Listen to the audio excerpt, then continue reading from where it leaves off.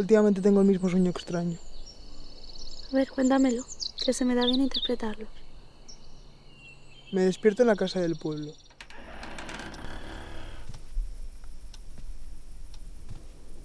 Me levanto de la cama como sonámbulo y voy hacia el ático. Aunque sabes que me da miedo. Y es como si estuviese buscando algo.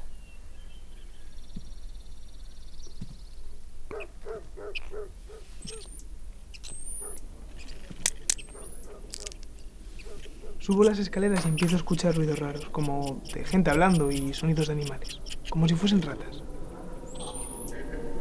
Poco a poco los ruidos se hacen cada vez más fuertes, pero no hay nadie. De repente escucho una voz que me dice: Luca, no vayas por ahí, es peligroso. Reconozco su voz y me despierto. ¿Y quién es?